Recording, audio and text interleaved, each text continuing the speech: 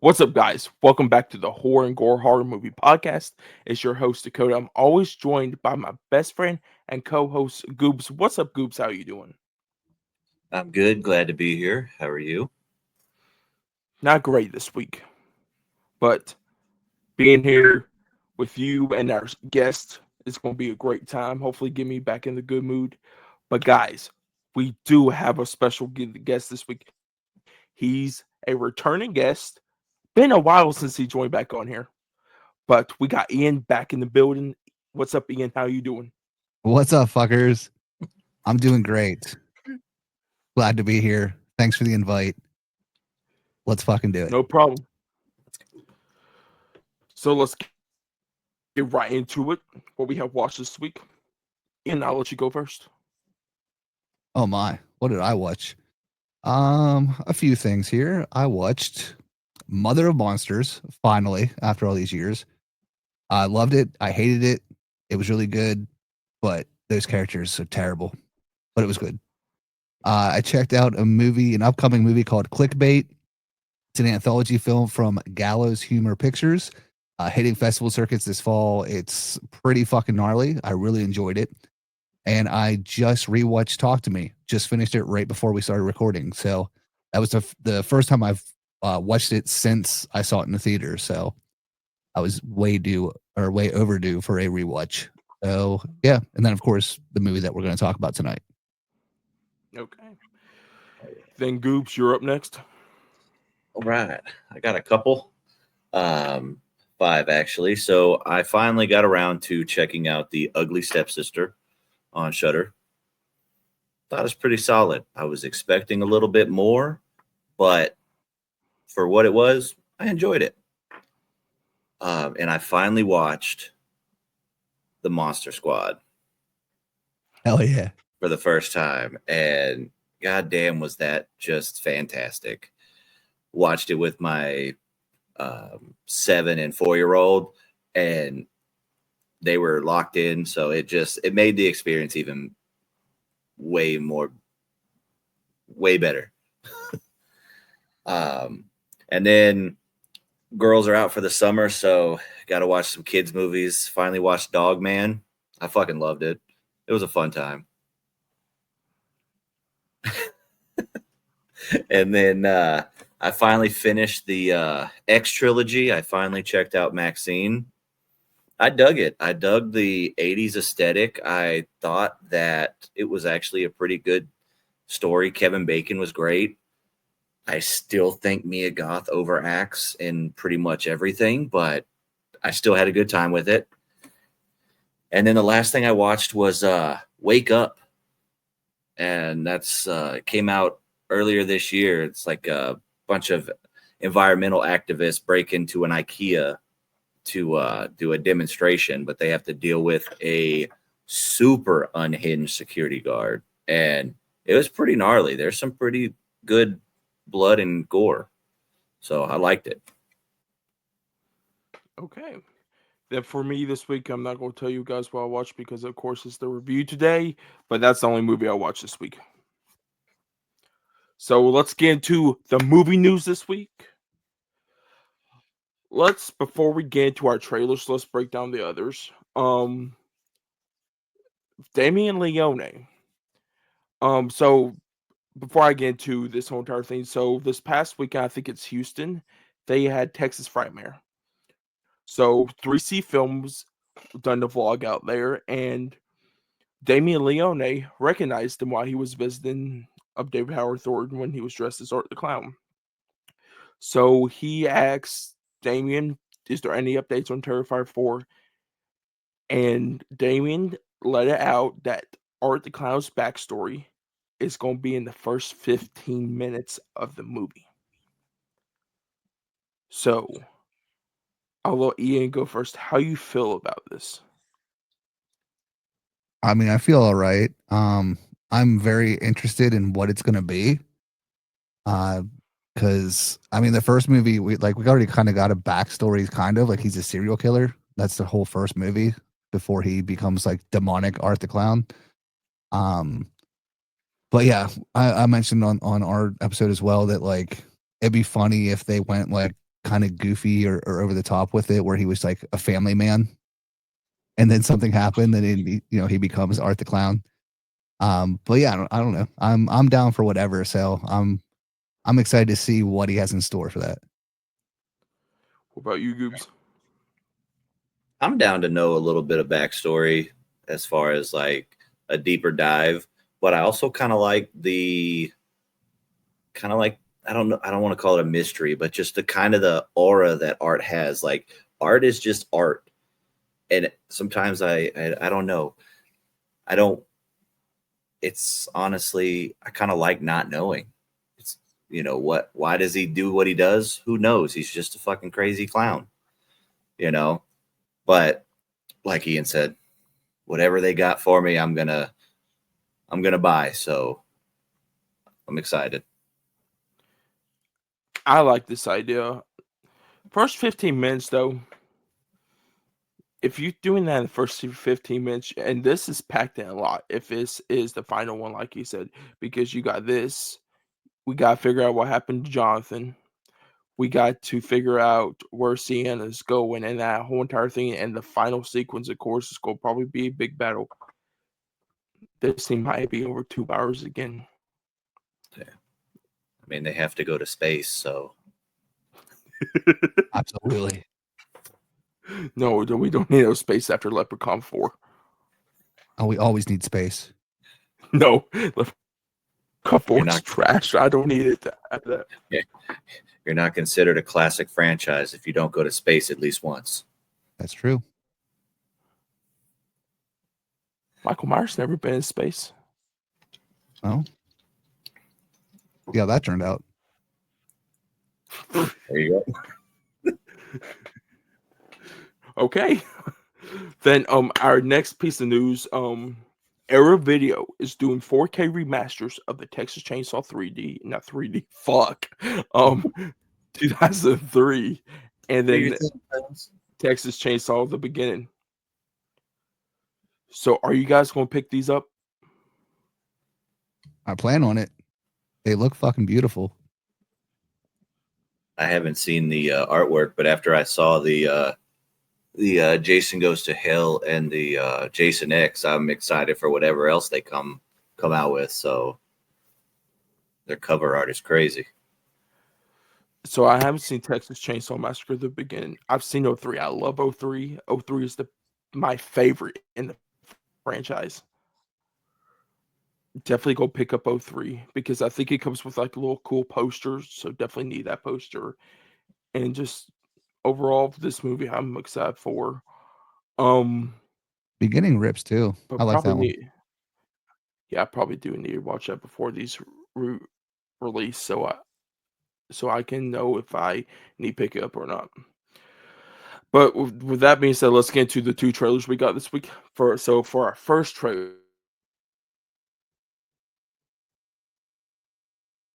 in the Willowbrook tapes dropped his first trailer this week. So we all seen this. We all react to it on TikTok. So, Ian, what did you think about this trailer? I dug it. I wasn't really sure what to expect because I mean, I know some stuff about it.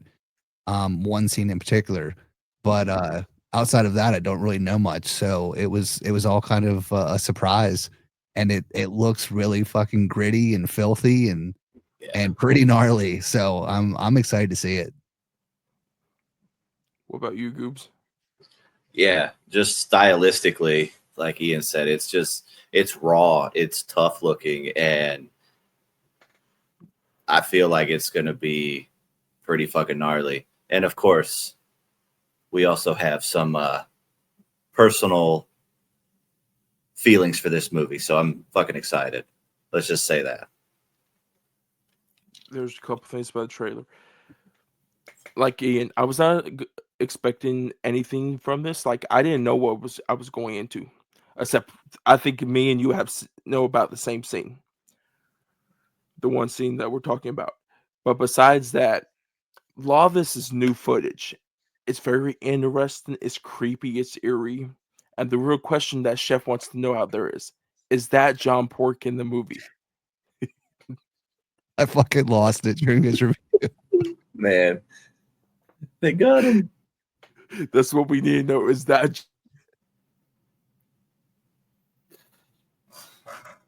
Loved it.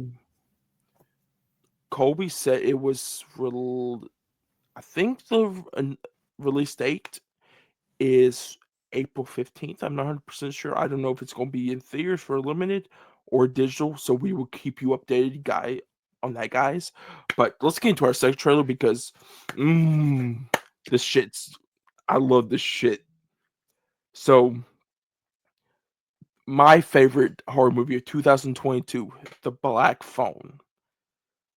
Sequel, The Black Phone 2.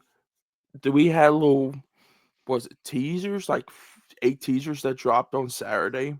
Yeah. Didn't watch any of those because I'm like, they're supposed to be releasing something soon because they were never released under Blumhouse's, their page, their YouTube, or anything. But then yesterday we got our first poster and our first full trailer of it. I will let you two go first before I just go on my glorious glaze of this. So, Ian, what did you think about this?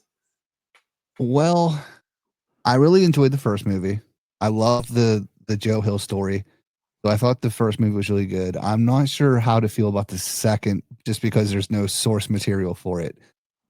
Seeing the trailer, I know the kind of the summary of it is very like Nightmare on Elm Street. Like it sounds like that at least. And the trailer gave me very strong Sinister vibes. So it looks like it seems almost kind of Sinister meets Nightmare on Elm Street. I think it looks cool, but it didn't really like shout originality to me at all. So I don't know. I'm still gonna go in open minded. I'm I want to love it. I enjoy the first one, so I'm expecting to enjoy the second one. But I mean, as like again, as far as originality, it's kind of lackluster for me. What about you, Goobs? I agree wholeheartedly, especially when watching the trailer. There's that certain scene where she's sleeping in the bed and he's strangling within the phone booth, and he's yelling, and so I feel the same way. Like it has that major Nightmare on Elm Street vibe, and just kind of. I thought the first one was great. I love Ethan Hawke. I love the child actors in that movie. They did a fantastic job, and just the Grabber as a whole is really cool and really scary.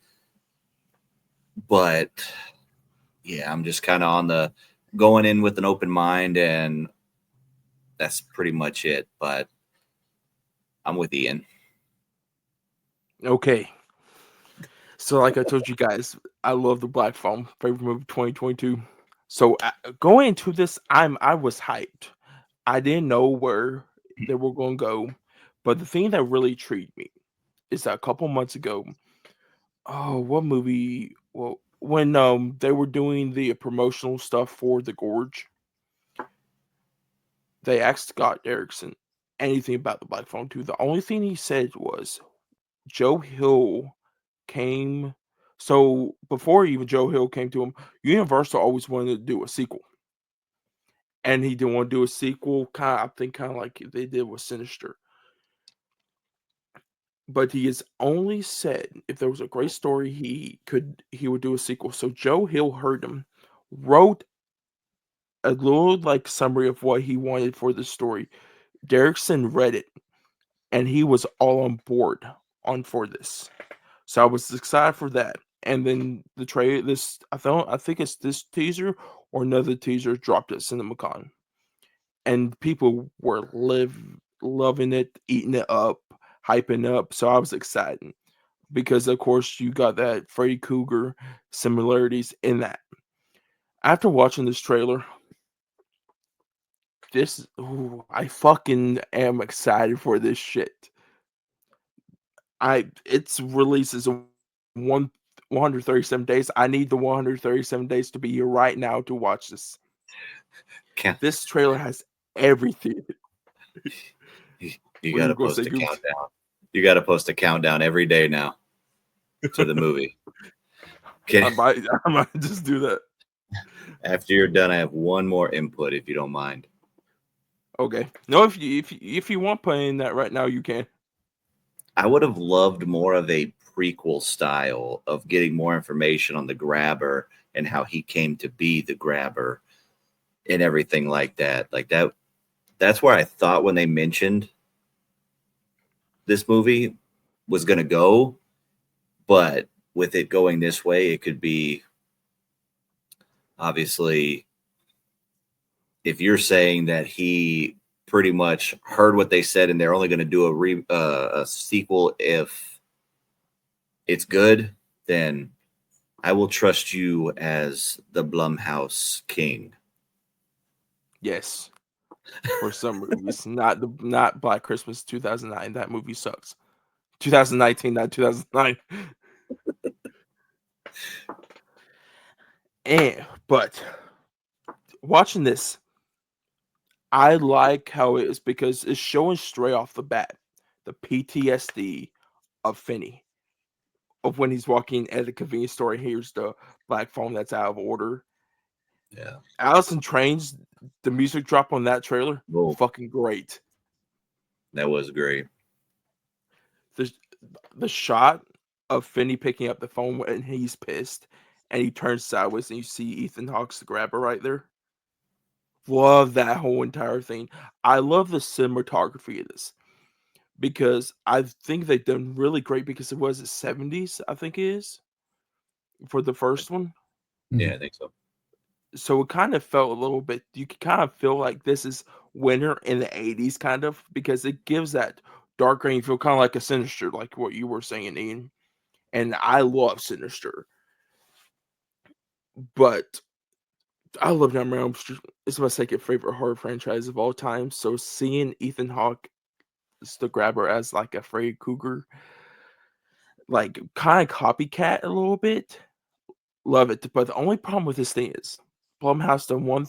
If they do this, they spoil their movies too much because it looks like Gwen is going to die in that dream sequence, which will piss me off if she does, because that's the one thing I hate about Blumhouse is that they just give away too much shit in their trailers.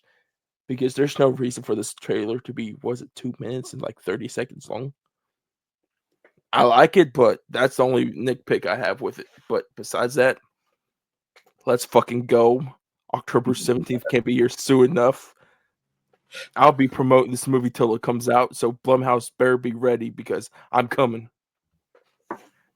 Blumhouse sponsor the podcast. I love your excitement for this, man. Same. This is gonna be the new Halloween Kills after it comes out. That's all I'm gonna say. Hopefully, it's a good movie for everybody, but I'm gonna be hyping that shit better. But guys, with that being said, let's get into our main topic of the episode this week. We are going to be reviewing Bring Her Back. This is the sophomore feature film from the... What the fuck is their names? Philippa Brothers. The Philippa Brothers. Of course, the first movie was Talk to Me. The only person I know from this cast is Sally Hawkins. The rest are like a lot of newcomers. But let's get into our spoiler-free reviews, of course. So, Ian, I'll let you go first. So I went into this movie early. It was the first showing of the day, and I'd worked all night, so I was pretty fucking tired. So that was my bad. I will say, like, I enjoyed the movie quite a bit. I really liked it. The first half, though, did drag a bit. And I think that's mainly because I was so tired. So that's more, my fault, not so much fault of the movie. But the second half definitely picked up and it went fucking hard. Like it showed shit that I was not expecting. And it showed shit that I rarely, if ever, see in theatrical movies. So yeah, it definitely got me. It's one I want to watch again, just to kind of, be able to focus more on the first half. But no, I really, really enjoyed it. I think it's a solid horror movie. Definitely one of the best of the year. What about you, Goobs?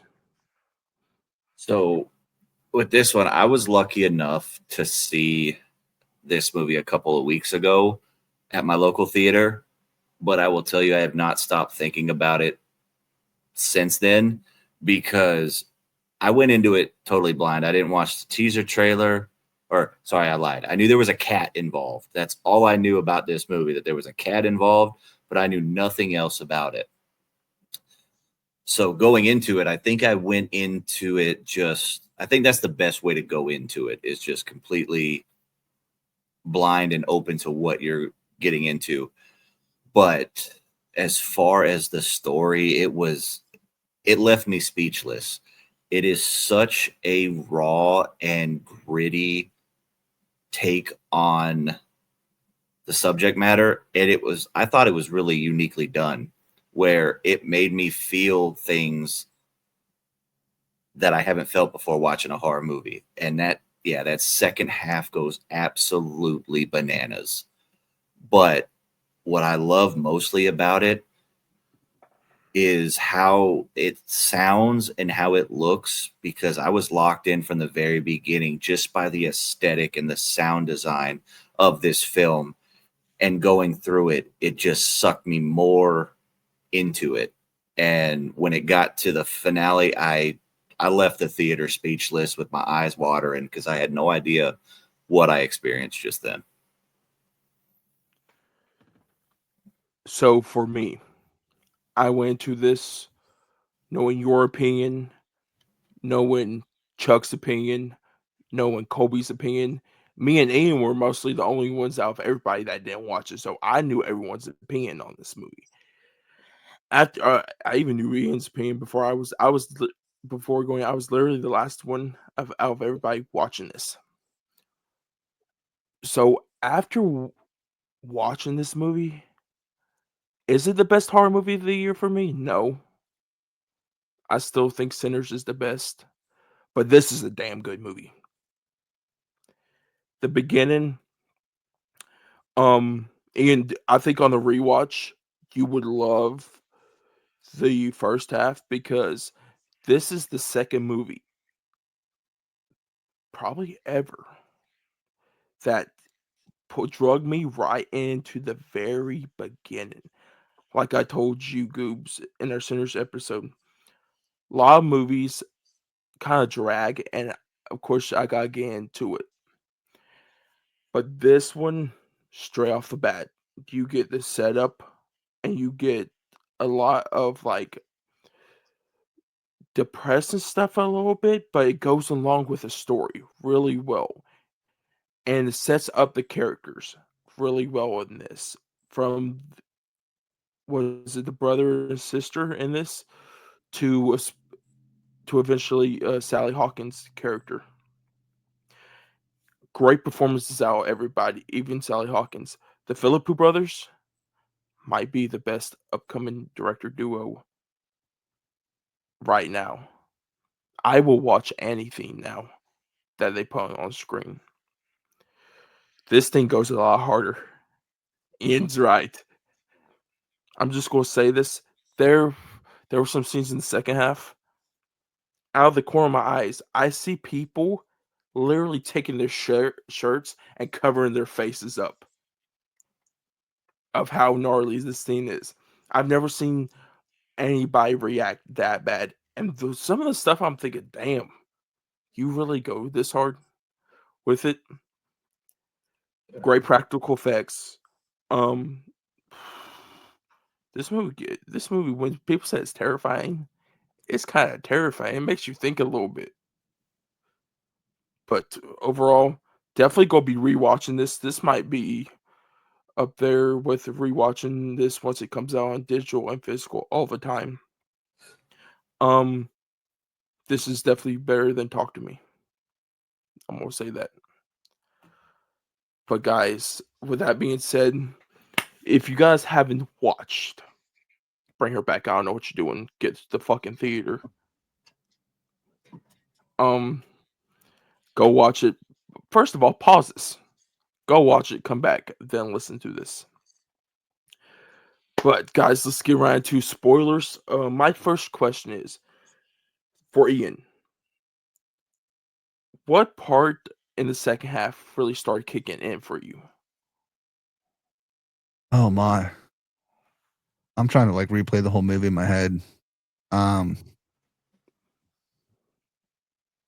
I mean the scene that sticks out, I don't know if it's like the one that kicked off. But it's definitely the knife scene.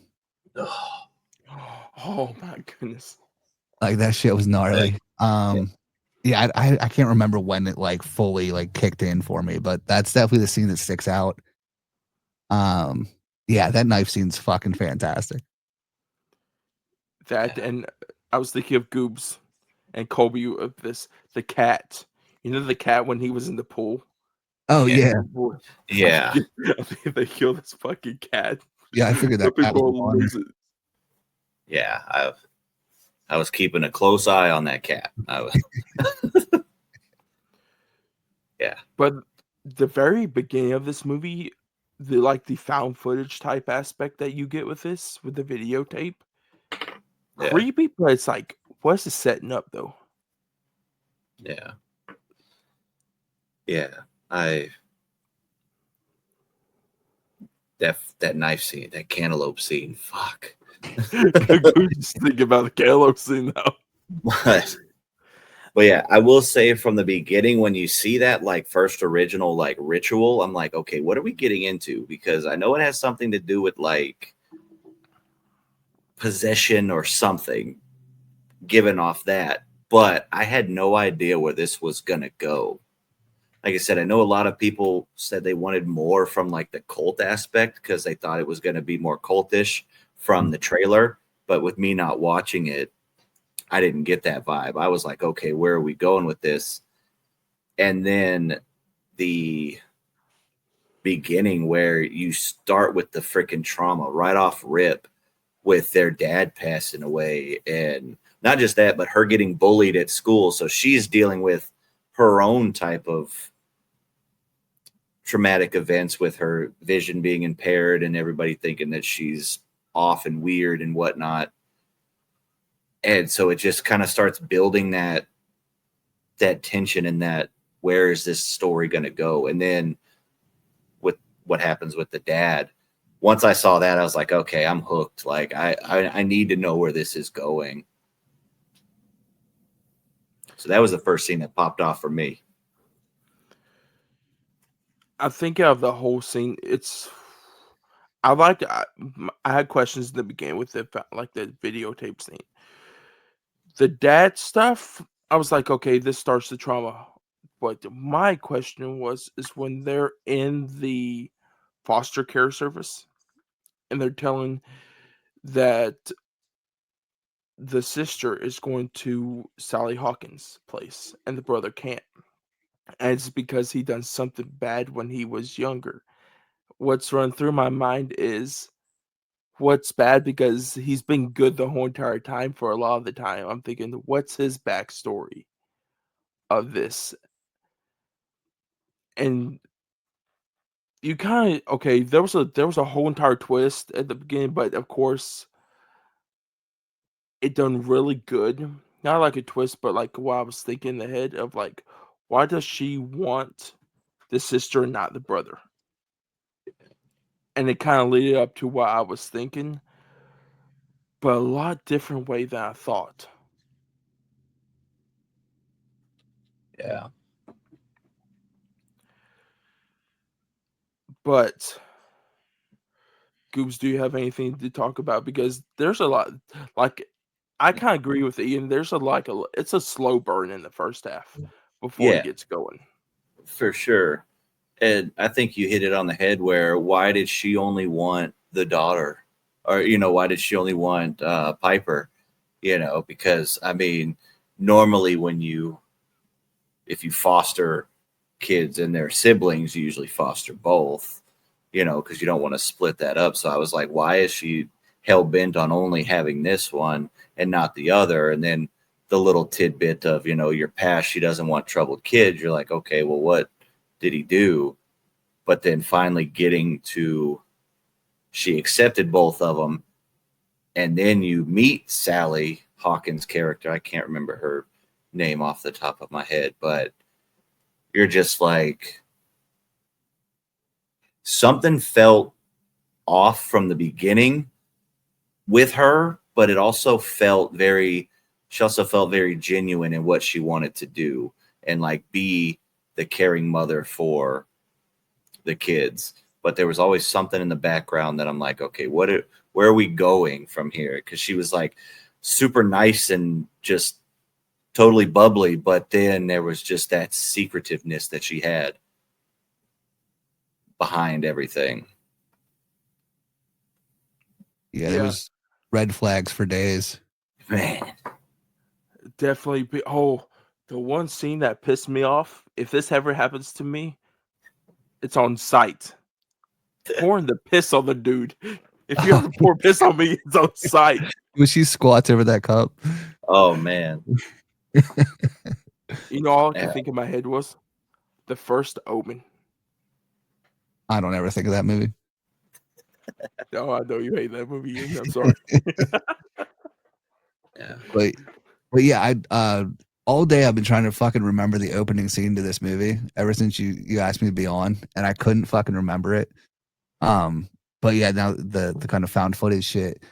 I remember like it was super cool and I enjoyed it, but I feel like it wasn't necessarily needed because the whole cult aspect like is cool, but like I feel like the movie was just fine without it. And I feel like a lot of people are complaining about it because it doesn't really like I don't know go too deep into it, which is fine. Like I didn't mind it, but I honestly forgot about it. But yeah, again, like I said, it wasn't like the first half wasn't boring. Like I was into it. It was just certain like moments that drug just a bit, and just with me being tired, I kind of fell out of it a bit. But overall, like I said, I really fucking love this movie. And yeah, that second half with like once you start kind of, especially when you get into Sally's character, and like I said, like everything's a red flag. Like she just has that red flag face. Yeah. So it's like soon as you like meet her, and then she has like there's like weird little like one liners of like, oh, that's my daughter's. Then he's like, well, where's your daughter?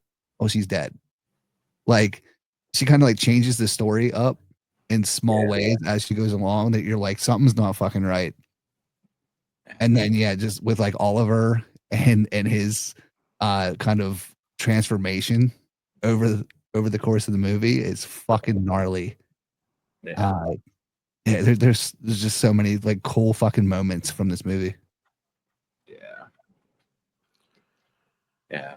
Like you said, once she started like, oh, that's for my daughter, and oh, she's dead, and why do you have the carpet taped? Oh, my daughter was blind too. Well, why do you want the only blind kid that's in the foster care system at the moment? Like, I get it, but it's like, what are you playing at here with this particular character? And I'm not gonna she pissed me off so much during this movie. I've never felt so personally gaslit watching a movie before in my life. Same. While watching this, and I'm looking around at other people because I'm fidgeting, I'm anxious, I'm doing this, I'm sitting up, looking like this with my hand on my chin, going, where are we going? Because she was just. It may be a hot take, but I'm not the biggest fan of Hereditary, but Toni Collette's performance was absolutely masterful. I put Sally Hawkins' fucking character and portrayal in this one right there with her. Like, this is one of the most unhinged, but also kind of heartfelt character, because she's doing it for a specific reason, for herself, a very selfish reason, but there's purpose behind it. So you kind of feel sad, but then when she goes on with the gaslighting and shit, you're just like, man, fuck this bitch. Like, So she did a fucking amazing job. And yeah, once she started pouring piss on Tyler him, and I'm just like, where the hell are we going? But I liked those moments because it kept me locked to the screen with that feeling. It's not only the piss pouring. It was what was it? First of all, I got a room for you. The fucking storage closet of all places. You go put the boy in. Not on a good mattress, on one of those blow up mattresses. Then you gonna piss in that fucking measuring cup, pour in his pants. Then you tell him Man. that he's bad because he pisses his pants. Woman, half the people piss their pants in the world. They're not bad people. You ain't cool unless you pee your pants. Then okay. If I see a woman painting lines on her swimming pool, that's red flags right there. Oh, Why the fuck are you painting? Let's fill up to here on the swimming pool. What are you gonna do? Bake a cake? yeah. You said you felt bad for her. I'm like, no. Fuck her. She got what she deserved. There's moments though, like it was definitely an internal struggle because I did hate her, but I also, as a parent, I could relate. Yeah. Like if you had a chance to bring your child back, yeah, I'm not gonna Yeah. lie, I would do anything I could to do that. Yeah. So like that's where the relatability is, but as a character, like yeah, like as a an outsider looking in, yeah, fuck that bitch. Yeah. It was Okay, the that's probably movie because I don't have kids. well, the movie was so stressful and just anxiety inducing because when it starts to unravel and you're just like, oh shit. When she started watching the tape in the bedroom and you're starting to see like, oh, she is literally trying to have, I don't know what you call it in like a ritual, but like he's like the catalyst that she needs in order to bring her daughter back from the dead, but she also needs Piper, and he's like the median in there. So he's got to eat her dead daughter in the freezer, and then has to eat her, and it's kind of gonna flip around and she's gonna be back. So it was a unique twist on trying to resurrect a past loved one. You know what I mean? Because personally, I haven't seen a movie where you have an entity that has to eat one and then eat the other, and then the one that they eat prior takes over the body of this one and kind of sprouts the daughter back. You know what I mean? Yeah, it was definitely very, very unique. That's for sure. Yeah, and it left me speechless because I'm like, what did I just watch in this particular realm of like resurrection and possession type story? Yeah. And shout out to that Ollie kid. He played the hell out of that role. When I was watching that scene of when she's watching the videotape, all it reminded me of is like a murder bird. Eat the food, bring it over, just puke your right into the next scene. Yeah. But it's so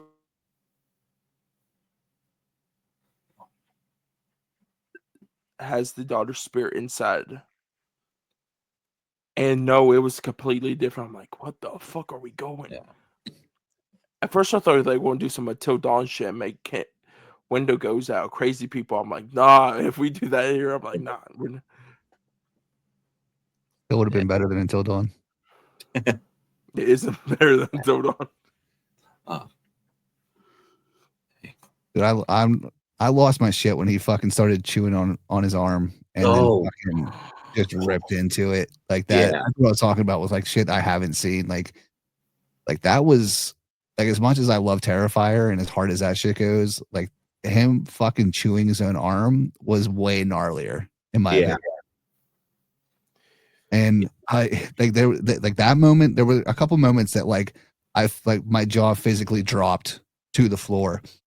It was that moment, and then the main one was when she fucking slaps the little girl when she's sleeping. Like that thing came out of nowhere, and I was just like, "Holy shit! What just happened?" Yeah, because she That was sprayed her brother's like cologne and shit, and then wham. Yeah, she's just standing there for like a solid like 15 seconds. And I'm like, okay, she's just like being weird watching her sleep.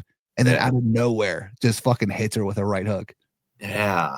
It was Mike Tyson insane. And yeah, that scene, I was just, that was one of the scenes where I verbally said, what the fuck? And the people around me kind of did one of the, I'm like, whoops, sorry. But it was one of those, like, I had the audible gasp, like, what the fuck just happened? And then that shocking moment brings another ripple into the trauma that, why can't I remember his name? The brother. What was it? I think it's Tyler. Yeah. His trauma and his upbringing with his dad. And personally, that hit me like a fucking ton of bricks. It's Andy. Andy. I'm a fucking idiot. But bringing that portion in, because you have multiple people dealing with different types of trauma and grief and loss and just everything that goes along with it. And we've seen this trope before, but when it broke that Andy had that type of trauma, it hit me like a fucking ton of bricks from personal experiences. And when he's telling Piper that their dad wasn't the perfect person that she thought he was, because of course she can't see what he's doing. And when he fucking said that, he used to hit me, so I used to hit you. And dude, I fucking wept like a motherfucker, because like I said, personal experiences with that type of abuse and shit just fucking absolutely crushed me. And maybe that's why I have such a feel for this movie, but god damn, it was rough. But then you kind of, like you said, with the parent situation, because I'm a parent too, so you see what's going on in her mind. I saw what was going on in Andy's mind with that, where you're just like, nobody believes what I'm doing. I'm trying to do my best and just move on and be the protector that I didn't have. And that just fucking killed me, man. Yeah, it's heavy. Because all he wanted to do was protect Piper, because he never had somebody to protect him. I'm just gonna say, the way Andy punches walls is the way I punch windows. Oh, fuck. Sorry. You're good. So the one scene that I was talking about in my spoiler-free part that I saw the people covering their eyes, it's the scene you were talking about, Ian, when he's biting his arm off, ripping his skin off. Mm-hmm. I was thinking, then I looked over, I'm like, oh fuck these. I don't know. Just as a person that likes horror, seeing other people react like that, I'm like, this movie done its fucking job. But it made me anxious because I'm over here biting my thumb. Actually, I'm thinking, I didn't even notice. I'm like over here actually like biting my thumb. I'm thinking, damn, this movie makes you, it kind of makes you uncomfortable a little bit. Just sitting there. Definitely. And it's the scene, right? And they don't just stop at him biting his arm and eating it and pulling the skin off. Then he starts biting the table and the sound of him just crunching the damn dining table just was piercing to your ears, where you're just like, it's a full blown body attack from your mind to your senses, just everything. Mm-hmm. Yeah, I call that the beaver scene.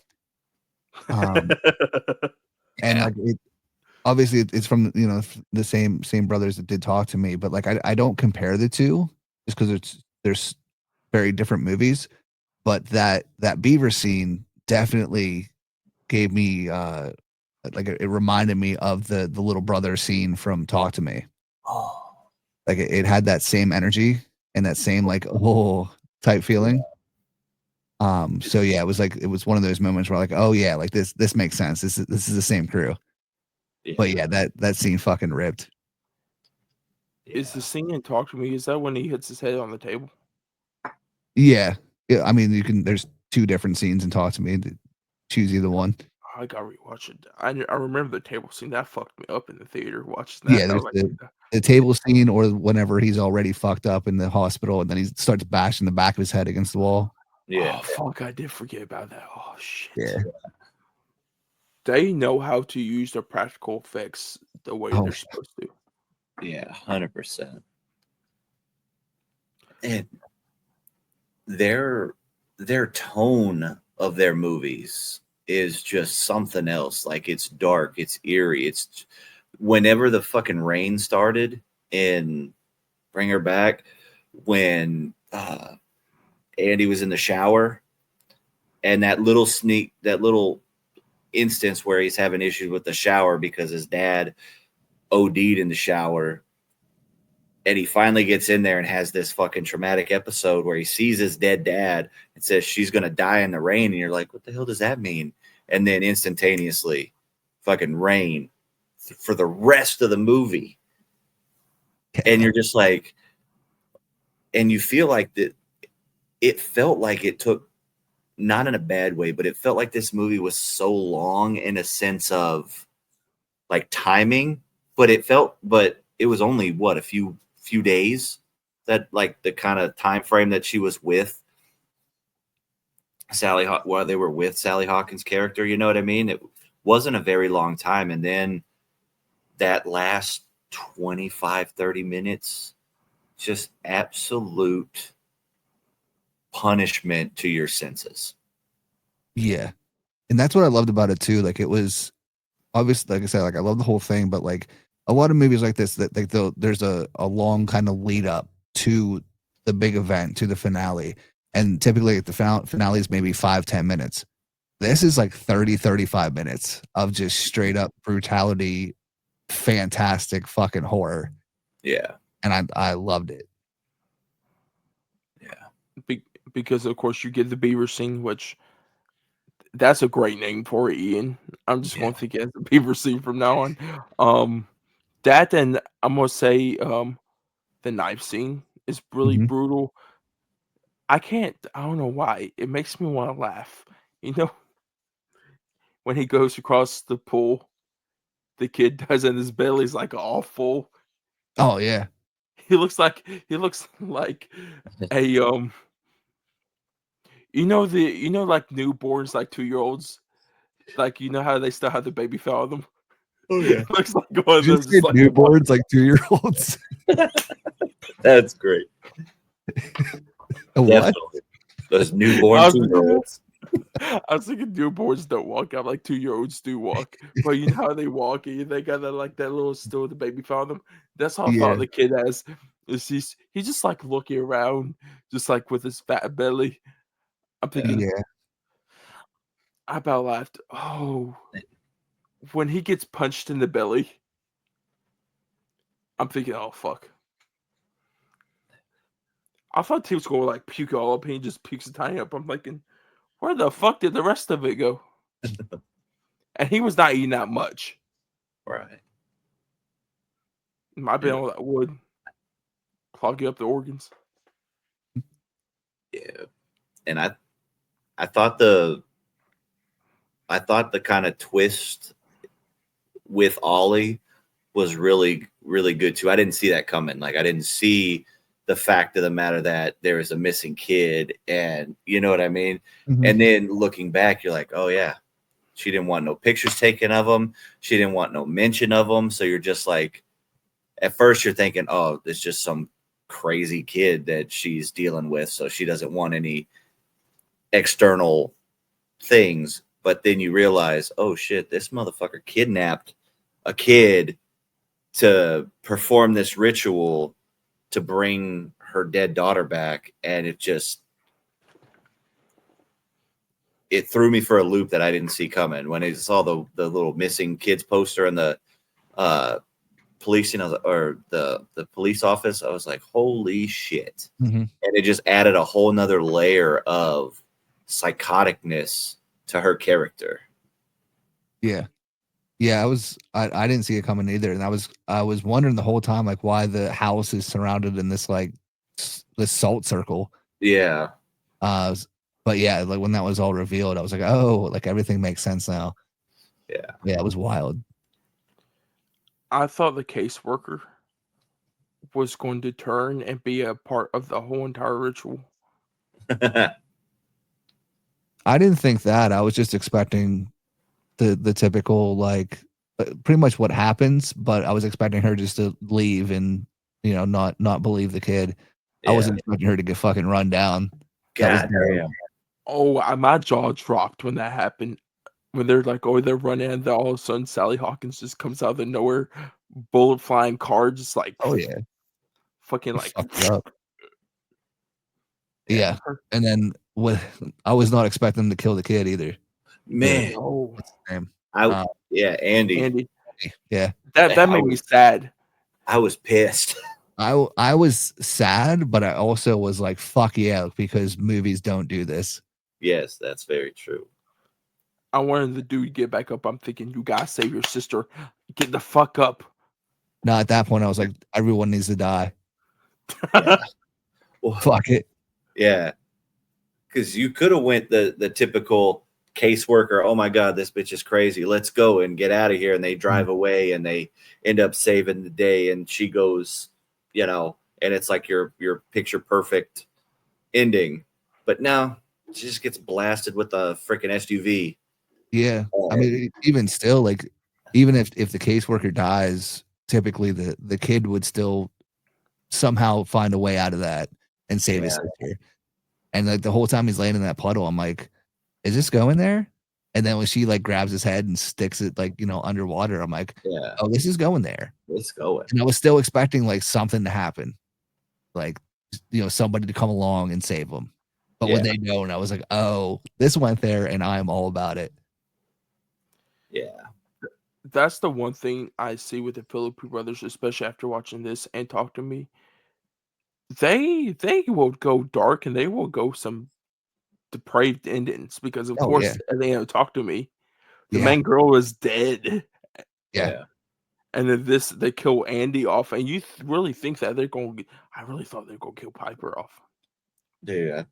So did I thought they were going to go like, fuck everybody, we're just going to kill everybody.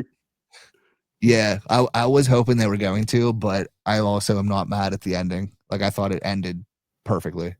Yeah. But then, of course, you get the whole entire thing of Piper. No, the thing that I love is Piper's.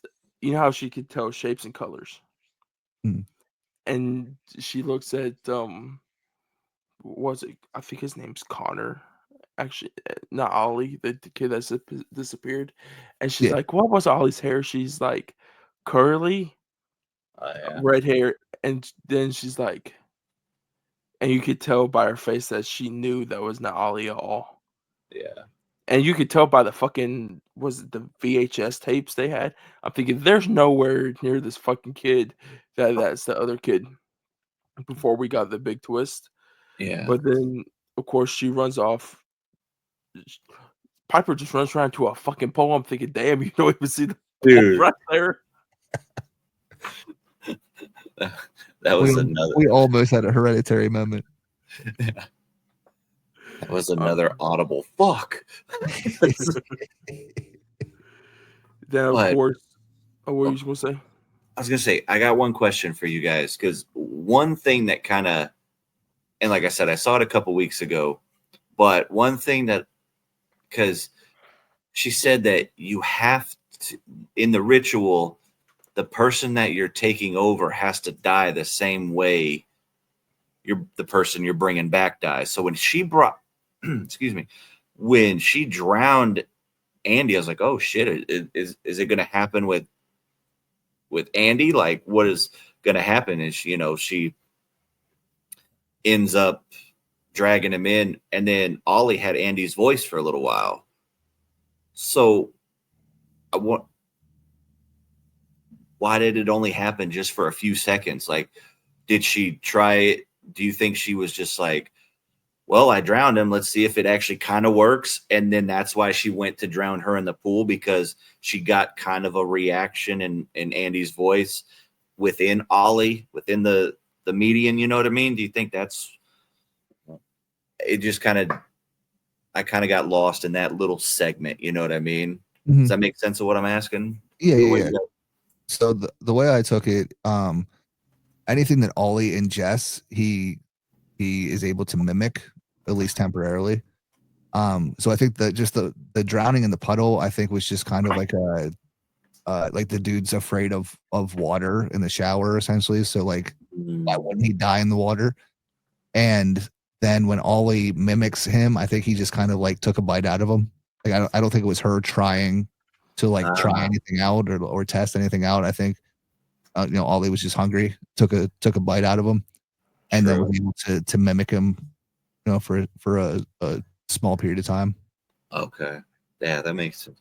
Because that was the only part where I was kind of lost throughout the movie, where it was just that short little bit where it's Andy's voice, and that's back when Dakota was like, yeah, she went to Andy's voice, but she was like, wait a second, that's not Andy, and then noticed Ollie's hair and everything like that. So that's when she kind of knew, okay, something's actually up. But yeah. I don't remember. I want to say there was a part earlier where he had bitten someone or something, and he like speaks in that person's voice just for like one quick line. I don't remember who it was though, but I want to say that's a thing that happened. Yeah. It gets me that this dude just go around and he's like, oh yeah, there's a human right there. Take a big chop out of him. He's like, I'm hungry. He goes after I love it. He goes after cantaloupes, knives, wood, and even humans. That's a great diet. I still can't remember how good that knife scene is though. As soon as you hear that crunching, oh man, you look back and it's just fucking. That was that was shivers down the spine, dude. Just and yeah, I don't think I've ever. I said grapefruit a few times after these scenes because I'm just like, I needed that comfort. Like, what the fuck, man? Then of course, the whole ritual don't work at the end because Piper fakes out that she's actually the daughter. Sally Hawkins believes it, rips her out, runs into the forest, and then Ollie's just standing there, just looking at her. I'm thinking, yeah. He's like, I had enough food for the day. When Piper screamed "Mom" in the pool, and it kind of snapped Sally Hawkins' character, like kind of like it said that she's back kind of thing, because when she screamed "Mom," she let her go, she come up, and then I couldn't imagine, because all she ever wanted to hear was her daughter say "Mom" one more time. Like, she mentioned that a little bit before, and then that was like the main thing that saved her life, was Piper calling out "Mom" and had her stop. That pool scene was absolutely devastating. I think that too. And then she fucking goes and pulls her out of the freezer, takes her into the pool, and just, goddamn, like, how, first off, it's so morbid and so like disgusting, but I couldn't help but just sob. I cried, I laughed, I was pissed during this whole movie. And I was just like, why? I don't know how they're able to get so much emotion in a story that we've seen so many times before, dealing with loss and grief and everything like that. But I don't know how they were able to make it so unique and so fresh Mm-hmm. And I think that's why it was so impactful because, yeah, grief and trauma. But this was not just grief and trauma. This was something totally different, if that makes sense. Yeah, absolutely. Yeah. Yeah, I mean the whole thing, the story, obviously the grief and the trauma and everything, but like the visuals, the acting, like it all just worked so perfectly. Yeah. And yeah, when she first when we first see the dead daughter's corpse, Oh I God. was like, oh shit. And then when fucking Ollie just starts gnawing on it, I was like, oh shit. Right in the And then, face. yeah, and then seeing her bring the corpse out into the swimming pool, like, yeah, it was such like after everything, it was such a I don't know, I don't want to say touching, but like sad, like Yeah. impactful, like visual Yeah. that Well, that like even after everything this bitch is done, like you're still just like, I get it. Like I feel yeah. it was fucked up. Yeah. And I will say this, I think I said it in my original review, but I'm not sure. I think if Sally Hawkins isn't playing that role, this movie doesn't hit as hard.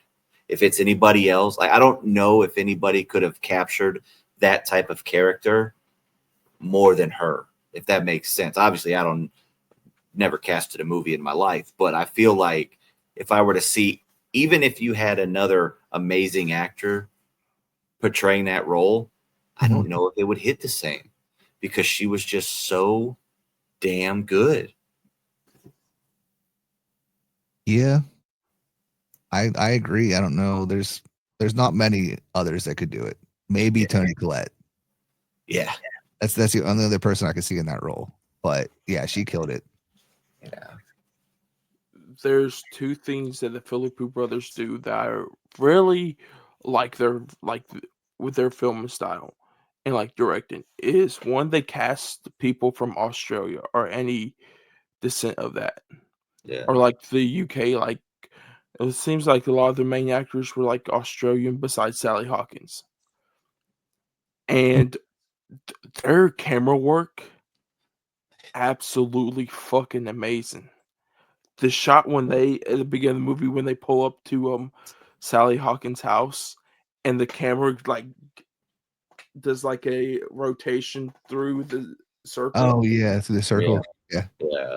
I like that. And then like you guys said, the last shot of where she's holding her daughter in the pool and like the thing of like it going up probably like on the dolly or something up in the sky, and you see all the lights and everything from the cops going everywhere and them coming in on her. I love that whole entire thing. I'm glad you brought that up because it made me think of not only this one but also a callback to Talk to Me with their camera work when she does the fucking with the blood and it kind of spins with it and it kind of does that. You're just like, whoa, whoa. And then in Talk to Me, when it's been a while, I don't know the name, but the main character when she does the hand at first and then she gets kind of taken over and she does that like flip behind upside down thing, bro. Just their angles are crazy. Oh yeah, I know what you're talking about now. When the camera like shoots back, quick. She's like upside down, and it just their camera work makes you uncomfortable. Yeah, it's like being on a roller coaster. Yeah, wild. And it's so weird that these two, for so long, were just making short films on YouTube and like skits, and now they're up there with some of the top names in like modern day horror right now. So you're telling me there's a chance? Yes, sir. Yes. Yeah, I love that. I love stories like that. Like, yeah, like a lot of like great directors just came from like music videos or short films. Like, yeah, you got some that come from sketch comedy with freaking Jordan Peele and. I got a question for you guys about the Philippou brothers. So we know that they are, at this point, I don't want to say masters of like the dark, gritty grief and trauma type movies, but they fucking know what to do within that aspect of horror. what would you be excited for them to do outside of their realm? Like, let's say they do a third one. Do you think that they would be able to captivate that type of feeling and emotion with a slasher or a different type of horror? And would you like to see that? Yes. Yeah, I'm trying to think of like what exactly I would want to see, and I don't have anything in mind, but Yeah. I would be down for at this point, like they're 2 for 2 with me. So I'm down for anything. A slasher, like that would be interesting. I feel like like I love slashers. They're one of my favorite subgenres, but like they're also very kind of simple. Yeah. So I don't know. I feel like maybe they might be a little too advanced to pull off a slasher, or maybe the opposite. I don't know. But I mean, I'd be down. I'd be curious enough to see. I was looking to see if they had anything up and coming other than Talk to Me, the sequel, but that's the only thing. But yeah, I mean, I'm down for anything at this point. Yeah. So when what were you going to say? Oh, no, go. I was just gonna say, because you know, some people get cast. I forgot when Typecast. they get typecast. I wonder if they're gonna be like the type director, writer kind, where you know what kind of you're getting into with them, if they're going to be able to branch out into something different, because you know you have your Robert Eggers that is a period piece mastermind. Mm-hmm. You couldn't picture him doing anything other than a period piece. Right. You know, you have a Jordan Peele who has like that psychological social commentary type horror. He kind of branched out with it a little bit with Nope, with that, you know, sci-fi type element in Aliens.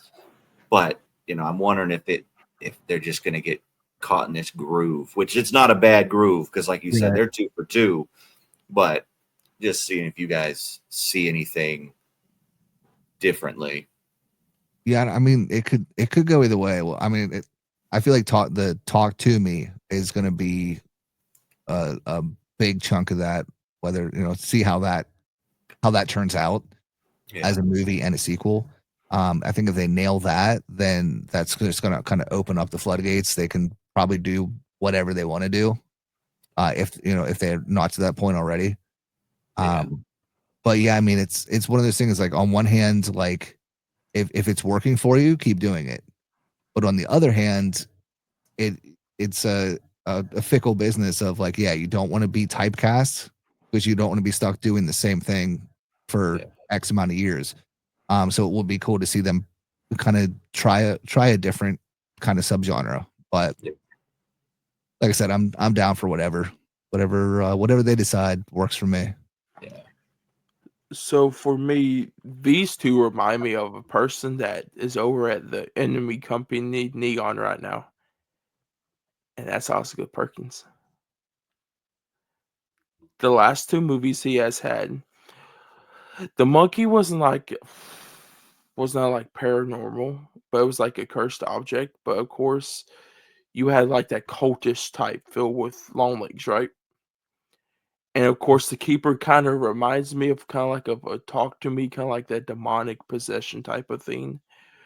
But he has also said he wants to do the Texas Chainsaw Massacre. He wants to get Neon to get the rights for that so he can do it. So for me with them, if they could do a slasher, it would be good. But if they know they can't do it, don't, and do some other type of horror. What was interesting is the new Street Fighter movie that was supposed to come out. They were attached to it after Talk to Me. They backed out of it. So it was going to be their first movie that was non-horror. So I'm wondering now if they're going to just do strictly non-horror now. But they've been talking. There's been a rumor that they have been talking to Marvel about a project. Oh wow. So I'm thinking it's gotta be a horror project. So either they could pull out the trigger and they get them for Blade, and we can finally get the Blade movie, Or another movie I think that they could do great at is Ghost Rider. Yeah, give us a gnarly Ghost Rider.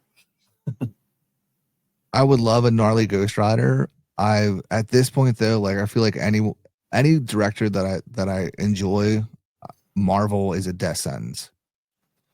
You're not Because wrong. either it's going to be super successful and they're stuck at Marvel for the rest of their career, or it's not, and then that kind of ruins everything because it's a dud for Marvel.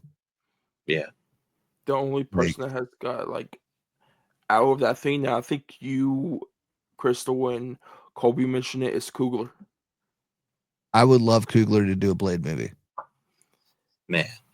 Because I feel like he would nail it. And he would probably be smart. Like he doesn't need Marvel money per se. Like Yeah. he just made fucking Sinners. So I feel like he wouldn't be stuck contractually with Marvel. Like he could make a Blade movie and go on to other shit. Yeah. He's one of the few I could see just doing like a one and done if he wanted to. so Yeah. so this is his filmography. He done Fruitvale Station. Mm-hmm. He Banger. done Creed. Banger. He done Black Panther. Oh yeah. Oh, that's true. Yeah, I forgot about And that. Wakanda Forever. So he's already in that Marvel realm. And going off of Sinners, he could probably do that That's Blade true. type of movie. I always forget about that he did Black Panther. So yeah, but he's already, that would be perfect then. And like that's the only example of like going out of Marvel and doing good, which with these two, the Philippe brothers, they're coming into Hollywood. They're new on the scene. They had two like Talk to Me got picked up by A24, so they knew A24 knew it. A24 was taking their first chance on them by giving them money, by making them have a story, which it looks like it's succeeding a lot. So I kind of want them to do a little bit of what Eggers is doing or what a Ari Aster is doing, with staying with these indie studios and not going out to these big name. Don't go to a Marvel. Yeah. Don't go to a Blumhouse. Don't go to a Sony. Even they might throw the money at you, because I think that's what happened. Sony threw the money at them for Street Fighter. They thought it was good. Then they realized their options, that backed out of it, because I think they backed out of it to probably do bring her back. Yeah. And with that, we got this great movie. Yeah. So there is a rumors that they already have their third project like starting up already. Them two and somebody else is writing it. I don't know if it's under A24, but it's under wraps where the plot is so far.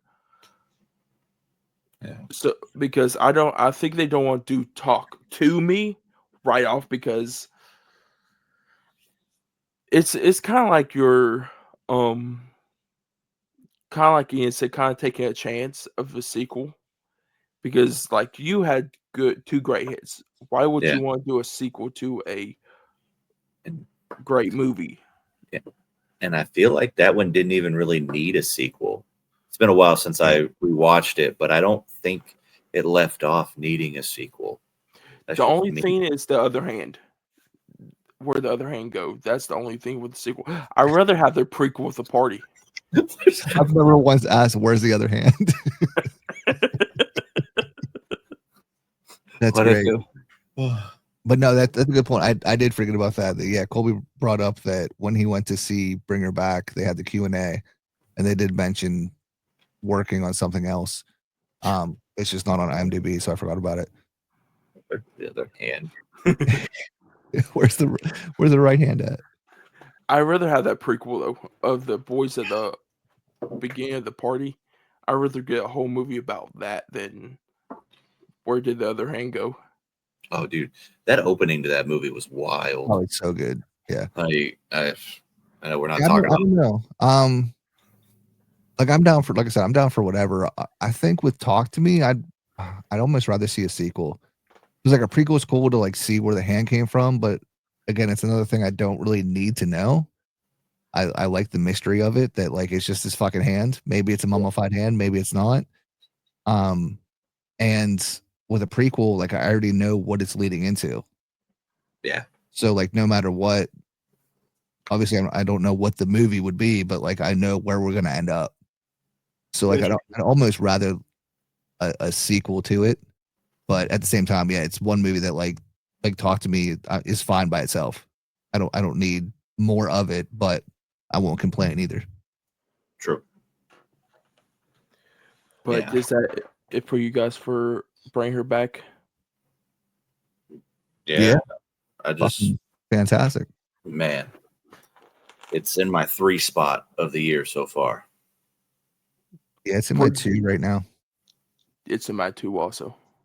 Yeah. I know I'm probably the odd man out, but I got Sinners at number 1 and Freaky Tales still at number 2. I fucking adored Freaky Tales. I know it's technically not horror, but it's horror adjacent, so I'm keeping it there for now. But that shit is so good. And then Bring Her Back. But on a rewatch, who knows where it's going to go. And we have other things coming out, too, that absolutely look fantastic. So, because for me, like my top 3 is Sinners, Bring Her Back, and then Final Destination, Bloodlines. But Bring Her Back and Talk to Me. Bring Her Back and Sinners is like way so far away from Final Destination. Like I found like Final Destination is a good bloody time, but these 2 movies have good stories, have good characters. It like makes you feel something. Yeah, with those 2 movies, like Sinners is like a spectacle, but it's like Bring Her Back is just like a awe of like what you're seeing on the screen. Yeah, that's why it's kind of hard for me to put them in a spot, because I mean I, right now Sinners is number 1 still, but Bring Her Back like as a horror movie might beat out Sinners as a horror movie. Yeah. But as far as a movie, as far as an experience and like everything about it, Sinners is going to be number 1, and I don't think anything's going to top that for me. But as far as a horror movie and that experience, Bring Her Back might, that might be number 1 as far as that goes. And then number 3 is probably Dream Eater. Ooh, I need still see Dream Eater. Because I'm looking, like, think about the rest of the year, what we're getting, right? Like this month, we're getting 20 years later. Of course, we're getting the Black Phone 2, Weapons. After watching that trailer today, I'm excited for Weapons. I haven't seen it. Yeah, I didn't see it either. We're getting Toxic Avenger. Fuck yeah, dude. I'm kind of excited to see what the Silent Night, Deadly Night remake is, especially with Cineverse right now. Oh, yeah. But then you get kind of dog shit, which I saw the trailer before I saw Bring Her Back, was for Strangers Chapter 2. The same repeat trailer. I didn't even see that. Which I'm not excited for that. But then, like Megan 2.0. Yep. I mean, at the end of the year, everyone's number 1 is going to be I Know What You Did Last Summer. So I forgot that movie. That's how bad it is. I'm talking about it now. Oh man! I just have one question. What did you do last summer? I about lost my shit. Oh, I can't wait to love that movie. So we're gonna talk. Just guys, be prepared. We might do an episode shitting on that movie. I've been shitting on that movie, and I know I'm gonna love it now. Then what about if it's actually good? They're just like, that's what I'm saying. Gaslighting us with all these trailers. I talk shit on it as often as I can, and it's probably going to be one movie that I expect to hate, and I end up fucking loving. They're gonna get a DM from Freddie Prinze Jr. Fuck you, man. I'm fine with it. Right. Shit. Yeah, I don't know how I feel about Megan. I'm not excited for it, and I think it looks terrible, but like it also looks just dumb fun. And I don't know, like my daughter loves the first movie, so I'm probably going to take her to see this one. So I'm probably going to enjoy it that much more. So we'll see how that goes. True. Yeah. I want to see that movie together, even though there's some controversy by it. But yeah, I was really hyped for that until I found out all that. And the yeah, fact that it's not a horror movie and they're making it look like this gnarly horror movie. oh, I didn't know that. Yeah, it's supposed to be like a comedy, apparently. Oh shit, I stayed But away from everything. yeah, the trailer looks like a straight up body horror, and yeah, from what I've heard, it's not a horror movie at all. And the Oh, fact that they like completely ripped it from somebody else, like yeah, I don't think I can support that yeah. movie at all. Like I there's think, just too much like bad taste in my mouth about everything now. yeah. Oh, The movie that intrigues me, which Keeper's not coming out anymore this year. Hmm. They took off the release calendar. For replaced it is Shelby Oaks. Okay. I'm excited to see what that is, especially the reshots they done with Chris Duckman. I'm intrigued. I'm also excited to see The Long Walk. Oh, that looks fucking awesome. Looking forward to that one. I forgot about one. Him. Oh, And- yes, yeah, absolutely. yeah. Yeah, that looks awesome too. I can't wait. I think the second half. It looks like the second half is shaped on block for a lot more better movies than the first half did. Yeah. I mean, I've been enjoying this year so far. So, Yeah. I mean, the back half looks like a good time for sure. Yeah. And you got a guilty pleasure of mine that I'm looking forward to is fucking Bambi in July. Oh, yeah, Like, absolutely. I am so excited for that. Absolutely. I am down for all of that. Yeah. The question is Pinocchio going to come out this year? They never released the fucking release dates. Probably not. Yeah. But who knows? With them, it's hard to say. Seeing someone getting skinned alive is like, that's going to be painful to watch. That's been my most anticipated of the Pooniverse since I heard that. Yeah. The freaking full animatronic Pinocchio. Mm-hmm. Like, And was it Richard Brake and Robert Englund? yeah. Isn't Richard Brake playing Geppetto? Yeah. Yeah. Sorry, go ahead. And then I think Robert Englund's playing Jiminy the Cricket. I'm looking at the upcoming shit here. Eddington comes out in July. The new Ari Aster. Yeah. It's 2.5 hours. Dude. I heard that's terrible. Cannes, after that premiere, a lot of people gave that 1 star. Oh, really? Yeah. Well, whatever. I'm excited for this in December because my daughters love it. But the Five Nights at Freddy's 2 comes out, and they said they're kind of going darker in this one. So I'm pretty excited to see what that's all about. Yeah, I like the first one. And I got with fucking Matthew Lillard and Skeet Ulrich back together. Right? I'm all about it. So excited. We've got the shitty Conjuring movie coming out in September. That movie, I heard it's not shitty. I heard that's actually good for like pre-screenings. So the trailer looks pretty good. I only say shitty because I hate Ed and Lorraine Warren. They were scumbag people, and I hate that they are like by contract, they're contractually obligated to not portray them in any way that is negative. So Really? it's the opposite of how they were in real life. Oh, Are you shit. serious? Yeah. I didn't even know that. Yeah. Like it sucks because like the performances are so good. Like I'm a sucker for those movies minus part 3. But yeah, like Ed and Lorraine were scumbags. They were like, Ed was a whole scumbag. And yeah, they have to portray them as these like goody two shoes fucking saints, and they were not by any means. And that's what I hate about it. Wait, I might have heard something. If you go Goobs, I don't know if you have heard, Ian, look up the original case, like the original Conjuring House case. One of the daughters, they said it kind of got pretty bad in there. Mm-hmm. Like, you know how at the end of the movie Goob's like everything's okay and they like solve the case and everything? Yeah. No, they tell before, like, they don't even get like the mom unpossessed. They just tell them to get the fuck out. Really? Yeah, because Ed was about like to get like in the fight with the father and everything. Wow. Yeah, he was a big old fucking piece of shit. Big old douche. Yeah. Predator Badlands comes out in November. Yeah.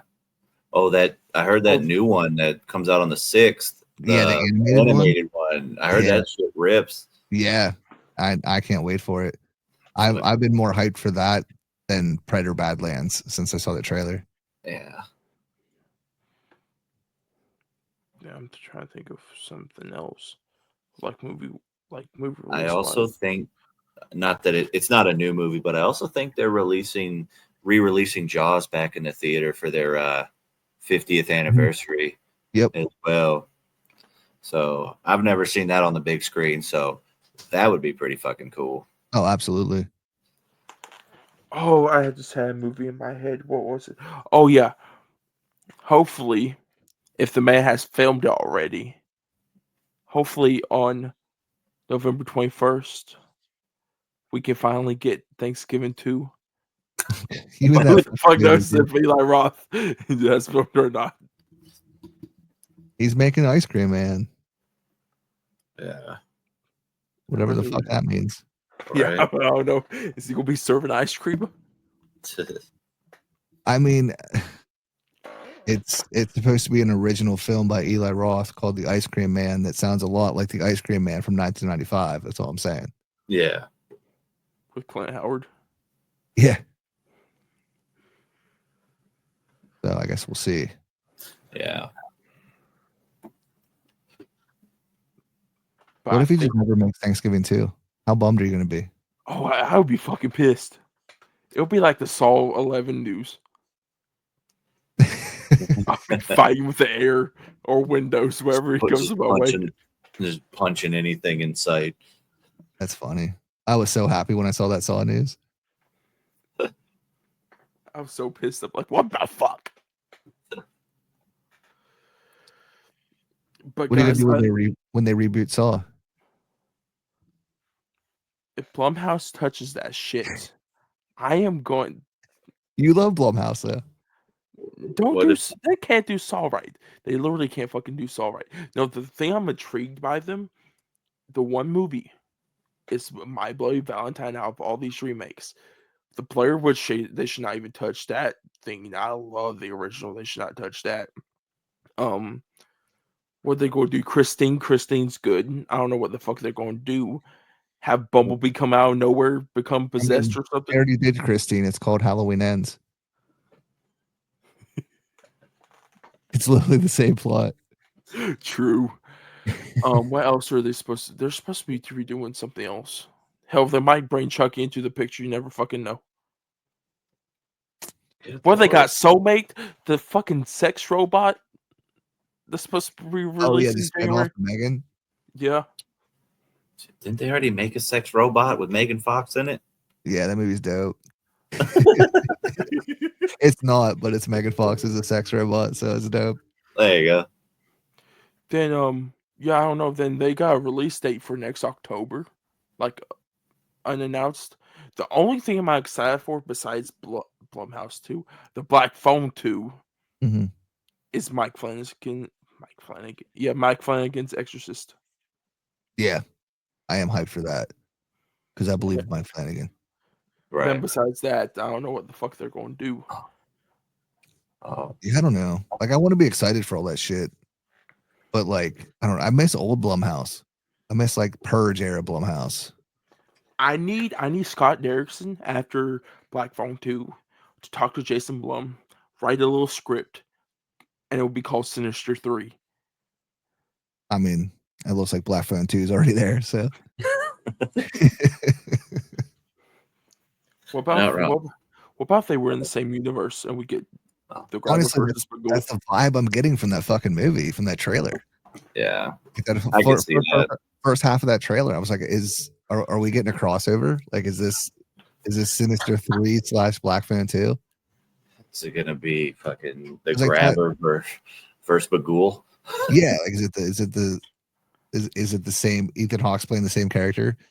Because like that room they show in the trailer looks exactly like the poster for Sinister, like the wall. Oh shit! Wait, what the it fuck? does. I didn't think of that. Yeah, It does. it looks exactly like it. I'm like, what is this? What's going on? If I get a go jump scare at the end of Black Phone 2, I'm gonna throw some at the screen. That's all I'm gonna say. The first time I watched Sinister, that scared the fuck out of me. It'll just be like fucking the grabber versus VanGhoul. Yeah. The ultimate face off. This is the new Freddy versus Jason. We're gonna The have crossover Ethan Hawke no one versus- asked for. But is that it for you guys? Yeah, I think I'm good. Yeah. Go see it in theaters because that fucking sound design will cripple your fucking Soul. anxiety. Yeah. Oh yeah, absolutely. So, Ian, thank you for joining us today. Yeah, thanks for the invite, man. It was a blast. So, guys, I'll be putting Ian's social medias down below and the House of Ghouls podcast. So, go fucking follow every single one of your social medias. Go listen to their podcast because it fucks Gang, gang. hard. Yeah. But I will be putting mine and Goobs' social medias down below. So, go follow those also while you are down there also. Because they also fuck hard. Gang. And also, we'll be putting the social medias down below for our podcast. We're on TikTok and Instagram. But if you guys are listening to the audio version, give us 5 stars. Hit that follow button if you guys want to stay with us. But if you guys are watching the video version, hit the like button. Do it right now. Hit it. But also hit that subscribe button if you want to stay with us. Turn on the bell notification. It will tell you guys whenever we post new episodes. But guys, with that being said, I hope you guys have a great weekend. And we will see you guys next Tuesday. See you Love you, next bye. Tuesday.